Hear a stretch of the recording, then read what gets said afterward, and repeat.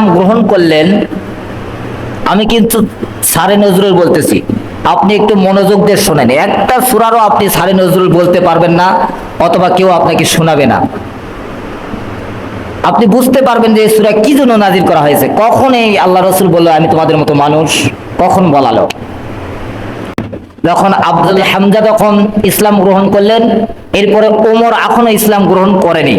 এই মধ্যবর্তী সময়ে আল্লাহ রসুল সাল্লাহ সাল্লামের দিন যখন ইসলাম প্রসারিত এত হতে শুরু করলো, হামজা ছিল শক্তিশালী। এই হামজা ইসলাম গ্রহণ করার পরে ইসলাম প্রসারিত হতে শুরু করলো, দুশমনদের তখন জ্বালা শুরু হয়ে গেল। আবু জেহেল, উতবা, মুগীরা, আবু লাহাব সবার অন্তরে জ্বালা পড়ে গেল। তখন এরা মনে করলো কিভাবে এটা প্রতিনিয়ত করা যায়। তখন এমন একটি পরিস্থিতি ছিল, একদিন নবী আলাইহিস সালাতু সালামের মসজিদে হারামের ভিতরে কুরাইশ বংশের নেতারা, যারা নেতৃত্ব তদানীন্তন কালে দিত, এই নেতারা, কুরাইশ বংশের নেতারা মসজিদে হারামের এক কোণাতে বসে গোল মিটিং করতেছে, অর্থাৎ যেরকম সমাবেশ করা হয় এই সমাবেশ করতেছে। অপর দিকে আরেক কানিতে আল্লাহ রাসূল সাল্লাল্লাহু আলাইহি ওয়াসাল্লাম একা বসে আছেন। ইতিমধ্যে উতবা নামে একজন ব্যক্তি ছিলেন, যেটা হলো আবু সুফিয়ানের শ্বশুর। উতবা ছিলেন আবু সুফিয়ানের শ্বশুর। এই আবু সুফিয়ানের শ্বশুর তখন ওই সমাবেশে দাঁড়ালেন, দেরে বললেন যে ভাই সব, আমি আপনাদের কাছে কিছু বক্তব্য পেশ করতে চাই।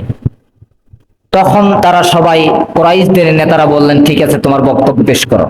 তখন তিনি বললেন, দেখো, মুহাম্মদ সাল্লাল্লাহু আলাইহি সাল্লাম যে ধর্ম প্রচার করতেছে, আমরা যদি আমাদের পক্ষ থেকে তার বিরোধিতা না করে তাকে কিছু প্রস্তাব দেই, তাকে কিছু ডিনাই করি, কিছু প্রস্তাব দেয়া হয় বা কিছু তার সঙ্গে আদান প্রদান করা হয়, চুক্তিবদ্ধ করা হয়, তাহলে আমাদের রক্তপাত হবে না, কোনো সংশয় থাকবে না, হয়তোবা আব্দুল্লাহর পোলা মোহাম্মদ মেনেও তো নিতে পারে, এরকম করলে কেমন হয়? তখন কুরাইশ বংশের সকল নেতারা বললেন ঠিক আছে, তাই করা হোক, সবাই মিলেমিশে থাকাই ভালো। উতবা তখন সেখান থেকে উঠে গেলেন, রাসূল সাল্লাল্লাহু আলাইহি সাল্লামের কাছে গেলেন। উতবা কাছে গিয়ে তাকে বললেন, মুহাম্মদ সাল্লাল্লাহু আলাইহি সাল্লাম, হে আব্দুল্লাহর পোলা মুহাম্মদ, ভাতিজা, আমরা বংশপরায়ণ থেকেই, তোমার বাপদাদার যুগ থেকেই তোমরা হলো সম্মানিত লোক, তোমাদের সম্মান সবার ঊর্ধ্বে। তোমরা হলো নেতা গোষ্ঠীর, অর্থাৎ তোমার নেতৃত্ব গোষ্ঠীর সন্তান, কিন্তু তুমি যে বিভ্রান্তকর কথা ছড়াচ্ছ, এতে করে তোমার কাউমে ভিতরে ফাটল ধরে যাচ্ছে। আর তোমার কথা থেকে অর্থ এটা দাঁড়াচ্ছে যে আমাদের বাপদাদা, আমাদের পূর্বপুরুষ সবাই কাফের ছিল। ওরা বলতেছে রাসূল, তোমার কথা থেকে এটা দাঁড়াচ্ছে, তাই আমি উতবা ভাতিজা আপনাকে কিছু কথা বলবো, আপনি একটু মনোযোগ দিয়ে শোনেন। তখন আমাদের নবী বললেন ঠিক আছে চাচা, আপনি বলুন। তখন নবী সাল্লাল্লাহু আলাইহি সাল্লামের কাছে উতবা প্রস্তাব দিলেন, ভাতিজা, তুমি যে প্রচার করতেছো, এই প্রচারে তোমার যদি ইয়াকিন হয়, অথবা তোমার যদি বিশ্বাস থাকে, অথবা তোমার যদি ধনাত্ম হওয়ার আশা থাকে, এই নিয়তে যদি তুমি এই প্রচার করো, তাহলে আমরা সকলে মিলে, মক্কাবাসী সবাই মিলে আপনাকে চান্দা ভাঙন করে যেভাবে হোক তোমাকে ধনাত্ম বানিয়ে দিব। এক নাম্বার তার সঙ্গে চুক্তিবদ্ধ করলেন, আমি তোমাকে ধনাত্ম বানিয়ে দিব। দুই, যদি তোমার নেতা হওয়ার আশা থাকে, যদি তুমি এই বংশের নেতা হতে চাও, তাহলে আমরা তোমাকে নেতা বানাবো, বানিয়ে আমরা সবাই যে কোনো বিচারে, সামান্য একটা বিচারেও আপনার ফয়সালা ছাড়া ফয়সালা মানবো না, আপনাকে ডেকে আমরা ফয়সালা করব। তিন, যদি আপনার ব্রেনের সমস্যা হয়, যদি আপনার মানে বুদ্ধির কমতি আসে যায়, লোভ পেয়ে যায়, তাহলে আমরা ভালো ডাক্তার দ্বারা চিকিৎসা করে তোমাকে ভালো করব। চার, যদি তোমার কোনো জিন ধরে থাকে, তুমি হয়তো নিজের থেকে কিছু বলতেছো না, হয়তো বা তোমার উপরে জিন ভর করেছে, তাই এই আলোচনা করতেছো, এই বিভ্রান্তকর কথা বলতেছো। তাই যদি কোনো জিন ধরে থাকে তাহলে আমরা যেভাবে হোক বড় উজি নদীর দ্বারা আমরা তোমাকে কি করব, চিকিৎসা করে ভালো করব। প্রস্তাব কিন্তু সবটা ভালোই ছিল, তারা ঝগড়ায় লিপ্ত হতে চায়নি। কিন্তু আল্লাহ রাসূল সাল্লাল্লাহু আলাইহি সাল্লাম একটাও, এখান থেকে একটা শিক্ষা আছে যে রসুলের কাছে যখন কাফির আসলেন, উতবা আসলেন, রসুল কিন্তু প্রত্যেকটা কথার জবাব টেট বাই টেট দেয় নাই, একটু স্থির ছিল যে সে কি বলে বলুক তো। একজন আহলে হাদিসের লোক এসে মসজিদে মেহরাবের উপর উঠেছে তাই কথা বলতে দিব না, এটা নয়, বলুক তো আগে সে কি বলতে চায়। এটা তার আমাদের শিক্ষা। নবীর লাকাদ কানাকুম ফি রাসূলিল্লাহি উসওয়াতুন হাসানাহ, তার উসওয়া, তার হাসানা থেকে আমাদের নিতে হবে। একটা মানুষ যদি কথা বলে সঙ্গে সঙ্গে কথার প্রতিবাদ আল্লাহ রসুল করা শিখায় নাই, আগে বলুক তো দেখি কি বলে। রাসূল সাল্লাল্লাহু আলাইহি সাল্লাম শুনলেন। আর আমাদের এখানে হলে যদি একটা লোক যদি একটা কথা বলে, তুই তো আমাদের দলেরই লোক ভাই, তুই তো নবীকে মাটির মানুষ মানিস, তুই তো নূরের মানুষ মানিস, অর্থাৎ তুই আমাদের সঙ্গে হবে না, চল তো, তোর কথা শুনবো না। কিন্তু রসুলের আদর্শতা নয়। রসুলের আদর্শ হলো কাফের এসে বলতেছে, উতবা এসে তাকে প্রস্তাব দিলেন আর নবী চুপ করে 4টি প্রশ্নই শুনলেন। পরবর্তীতে রাসূল সাল্লাল্লাহু আলাইহি সাল্লাম বললেন, চাচা উতবা আপনার বক্তব্য কি শেষ হয়েছে? তিনি বললেন, হ্যাঁ আমার বক্তব্য শেষ হয়েছে। তখন আল্লাহ রাসূল সাল্লাল্লাহু আলাইহি সাল্লাম নিজে তেলাওয়াত করলেন হামিম সাজদা, এই সূরাটি। আল্লাহ রাসূল থেমে গেলেন। তখন উতবা বসেছিলেন, পিছন দিকে হাত দিলেন, হেলান দিয়ে গেলেন, চোখ মুবারক তার লাল হয়ে গেল এবং কান দিয়ে ওই কথাগুলো যখন শুনতে পেলেন তখন তিনি আশ্চর্য হলেন যে এরকম কথা আমার জীবনেও আমি শুনি নাই। ওখান থেকে তিনি উঠে গেলেন। আল্লাহ রসুল বললেন, আমার কথা কিন্তু এই সূরার ভিতরে শেষ। তখন তিনি আর বুঝতে বাকি রইল না যে মুহাম্মদের জীবনও যাবে, কিন্তু এই কথা থেকে সে লড়বে না। তখন উতবা যখন আবু সুফিয়ানদের কাছে গেলেন, তখন আবু সুফিয়ানেরা সবাই বলতেছে, উতবা আপনার চেহারার পরিবর্তন দেখতেছি, আপনার চেহারার ভিতরে যেটা ছিল সেটা তো নাই। তখন উতবা বললেন, উতবাকে বলা হলো, কি শুনে এসলেন? উতবা বললেন যে বিশ্বাস করো, আমি যে কথা শুনেছি বা শুনলাম নিজ কানে, তা মনে হয় এটা ঐশী বাণী ছাড়া কিছু নয়। সুবহানাল্লাহ, আল্লাহু আকবার। এটা ঐশী বাণী ছাড়া কিছু নয়। থাক, মোহাম্মদ এটা প্রচার করুক, আমরা ওর বিরোধিতা করে লাভ নেই। ওই যদি প্রচার করে, মোহাম্মদ এটা যদি ধর্ম প্রচার করে, করুক, করার পরে আমাদের সমাজের ভিতরে তো ঝগড়া থাকবে না। আর যদি অন্য দেশ থেকে সে যদি আমাদের দেশটাকে যদি বিজয় করে তাহলে তো আমাদেরই সম্মান, এতে ঝগড়া করার কি আছে? তখন আবু সুফিয়ান, আবু জেহেল তারা বলে উঠলো, উতবা তুমি মনে হয় তোমার উপরে মুহাম্মদের সেই জিনটা নাজিল হয়েছে, নাউযু বিল্লাহি মিন যালিক। তখন আল্লাহ রাসূল রব্বুল আলামিন আল্লাহ তাআলা রাসূলকে জানিয়ে দিয়েছিলেন, কুল, হে রাসূল বলো, ইন্নামা আনা বাশারুম মিসলুকুম, আমি একজন সাধারণ মানুষ। এখানে আমি যে কথা বলতেছি, এখন বলতেছি ভাই আমি একজন সাধারণ মানুষ, আমি অতিরিক্ত পারবো কি করতে, একটু সুন্দরভাবে তোমাদের বুঝাইতে। অতিরিক্ত কি পারবো, সাজে গুজে তোমাদের কাছে উপস্থাপনা করতে। এর বেশি আমার শক্তি হবে না। আমি তো তোমাদের মতো একজন মানুষ। তোমরা যদি শুনতে চাও তাহলে শোনাতে পারবো, তোমরা যদি অন্তর দিয়ে আমল করার নিয়তে শোনেন তাহলে তোমাদের পরিবর্তন হবে, এছাড়া আমার পরিবর্তন করা সম্ভব নেই।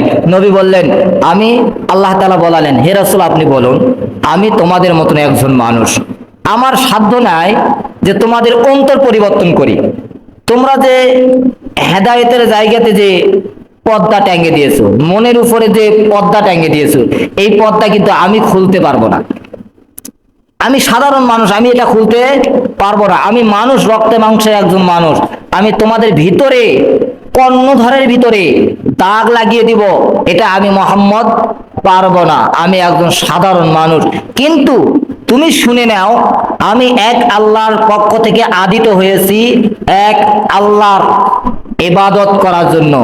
এর মানে বুঝাইলেন, তুমি যে প্রস্তাবগুলা দিলেন, এই প্রস্তাব থেকে সরে যাওয়ার আমার কোনো অপশন নেই, কারণ আমি এক আল্লাহর আদিত হয়েছি উহির মাধ্যমে। তাও এই জন্য অনেকেই দেখা যায়, অনেক জ্ঞানী লোক যারা, তাদের সঙ্গে যখন ঝগড়া করা হয় বা অনেক প্রকারিয়া বলা হয়, তখন তারা বলে তুই থাক ভাই, কিন্তু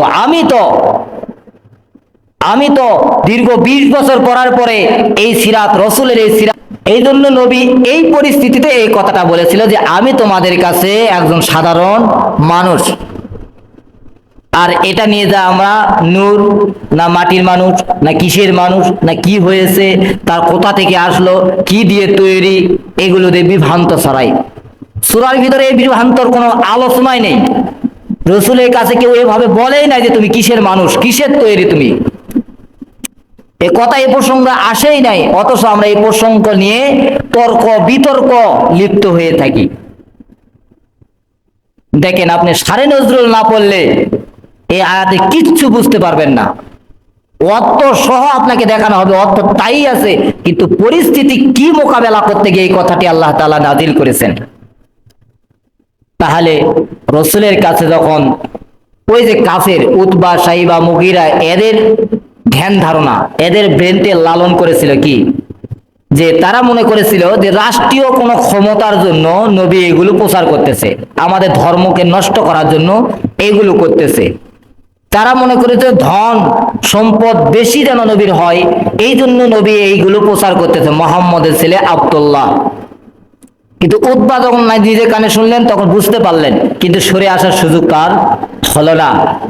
উতবা, আল্লাহ তাআলা এই জন্যই বলেছেন যে তোমরা যে যা লালন করো বুকের ভিতরে সেটাই তাই ভাবে, তোমার ভিতরে যা আছে সেটাই আপনি ভাববেন। এই জন্য আজও পৃথিবীর জমিনে যারা এই কোরআনের আইন, কোরআনকে প্রতিষ্ঠিত করতে চায়, কোরআনকে বাস্তব জীবনে আমল করতে চায়, তখন তাদেরকে প্রস্তাব দেয় যে তোমরা কোনো রাজনীতির পথ যদি চাও তাহলে পথ দেওয়া হবে তোমাদেরকে। যখন দেখা গেল চতুর্দিক থেকে ইসলাম প্রসারিত হতে শুরু করলো, তখন দেশের বাটপারেরা মনে করলো হাই, যদি এই আইন কিছুদিনের মধ্যে বাস্তবায়িত হয়, কোরআনের দিয়ে শাসন ক্ষমতা চালানো হয়, তবে আমরাই তো সবচেয়ে বড় চোর। ব্রিটিশ আমলের একটা ইটের আপনি একটা আটা, অর্থাৎ ইটে যে বালু সিমেন্ট দিয়ে গাঁথে ছিল, সেই আপনি একটা ইটের থেকে ইট আলাদা করতে পারবেন না। এত শক্তিশালী, এত নিখুঁতভাবে তারা কাজ করেছিল, তারা দায়িত্ব বোধ করে কাজ করেছিল। আর আজকে আপনার রাস্তা, মুসলিমগণের রাস্তা, ওই যে ওই পাশের রাস্তা কয়েকদিন আগেই নাকি হয়েছিল, সেই রাস্তা আবারও উল্টে আবারও করা লাগলো। কেন? যদি ইসলাম দিয়ে আজকে রাষ্ট্র ক্ষমতা চালানো হতো, যদি রাষ্ট্রীয়ভাবে ইসলামকে বাস্তবায়িত করা হতো, তবে কি হতো? তবে সর্বপ্রথম আগে এই চোর বাটপার এরাই আগে, এদেরই হাত কাটা হতো, এরাই আগে সর্বপ্রথম লাঞ্ছিত হতো। এই জন্য ইসলাম দিয়ে রাষ্ট্র চালানো যাবে না। এই জন্য কি করো, মুহাম্মদকে এই পৃথিবীর জমিন থেকে তুলে দেওয়া হোক। মুহাম্মদ সাল্লাল্লাহু আলাইহি ওয়াসাল্লাম এই সূরার ভিতরে যে শিক্ষা পেয়েছি আমরা, সে শিক্ষা হলো যে আমরা এক ওহী, আল্লাহ তাআলার ওহীর মাধ্যমে জ্ঞানান্বিত হতে চাই। আমরা এমন ভাবে প্রতিষ্ঠিত থাকতে চাই, বাংলার জমিনে ইসলাম হয় করে জীবনের প্রত্যেকটা পদক্ষেপে আমরা ইসলামের আইন দেখতে চাই। এরকম আমাদের কি থাকতে হবে? সাহস থাকতে হবে। তখন নবীকে কি বলা হলো? তখন ওদের ধারণা ছিল ওটা, কিন্তু যখন প্রস্তাব দেওয়ার পরে যখন কি হলো না, যখন নবীর রাজি হলেন না, তখন কি করো? তাকে বিতাড়িত করো। শিয়াবে আবু তালেবের ভিতরে 6 মাস তাকে কি করো? একবারে একঘোরা করে ফেলাও। আজও যদি তাদেরকে প্রস্তাব দেওয়া হয়, প্রস্তাবের পরে তারা যখন মানে না, তাদেরকে ফাঁসি দেওয়া হোক, তাদেরকে দেশ থেকে বিতাড়িত করা হোক, তাদের নামে মামলা করা হোক, তাদেরকে দেশ থেকে সরে দেওয়া হোক, তাহলে আমরা আমাদের ব্যবসা সুন্দরভাবে চালাতে পারবো, আমাদের প্রতিশ্রুতিগুলো সুন্দরভাবে করতে পারবো। আজকে আমাদের যে ভোটের অধিকার সেটা ছিনিয়ে নিতে পারবো, যেগুলো মানুষের অধিকার, এখান থেকে আমরা জুলুম করতে পারবো। আজকে জুলুম, আজকে নাটক সাজিয়ে একা একাই সব কিছু করা যাচ্ছে, কেউ তো আর বাধা দিচ্ছে না, বাধা দেওয়ার কেউ নেই, এমন শক্তি কারণে, কারণ তারা এখন মানুষের উপর জুলুম অত্যাচার চালাতে শুরু করেছেন। আর সবচেয়ে বড় কথা হলো, ইসলামের জ্ঞানী হওয়া থেকে তারা এমন ভাবে মানুষকে দূরে রাখতেছে যে সকল ছেলেভাষী তারা একদম কি করেছে, উল্টা করে দিয়েছে। শপথ থেকে শুরু করে সব একদম উল্টা করে দিয়েছে বর্তমান বাংলাদেশের পরিস্থিতি। কারণ আবু জেহেল উতবা জানে যে এই কোরআন, লা তাসমাউ লিহাযাল কোরআন, যদি এই কোরআন কেউ শুনে তাহলে উতবা ঠিক থাকতে পারে নাই। এই কোরআন কেউ শুনলে, কোরআন যদি সুন্দরভাবে আবৃত্ত করা হয়, মানুষ ঠিক থাকতে পারবে না। তাই কোরআন যেন মানুষ শুনতে না পারে, বুঝতে না পারে, এই জন্য অন্য অর্থ করা হোক, অন্য দরবার থেকে অন্য কিতাব বাইর করা হোক, এগুলো কোরআনের সঠিক অর্থ যেন না বাইর হয়। এই জন্য আপনার হাতে ধরে পায়ে ধরে বলি, ভাই আপনি অন্তত কোরআন শরীফ আপনি তরজমা সহকারে, অর্থ সহকারে সারে নজরুল পড়েন, সময়কাল পড়েন, কোন অবস্থাতে এটা নাজিল করা হয়েছে, এই কয়েকটি জিনিস পড়েন। মাত্র 114টি সূরা, 114টি সূরা, আর বছরে মাত্র আপনার 365 দিন থাকে। 3 দিন পর পর একটা সূরার সারে নজরুল আপনি পড়ার চেষ্টা করেন, তবে কোরআন বুঝতে পারবেন। আপনার রক্ত থেকে কোরআনের কথাই বার হবে, আপনার মুখ থেকে কোরআনের কথাই বার হবে, আপনাকে আর কারো কাছে যেতে হবে না, আপনি সুন্দরভাবে কোরআন বুঝতে পারবেন। সারে নজরুল বোঝা ছাড়া আপনি ওয়াজ নসিহতও বুঝবেন না। এখন বর্তমান পরিস্থিতিতে যত বক্তা বের হয়েছে তাদের মুখ থেকে ওই অর্থ, ভালো অর্থ বা ভালো করে কোরআন বুঝতে পারবেন না। আর আমিও যে আপনাদেরকে ভালো করে বুঝিয়ে দিব সেটার সময়ও হবে না।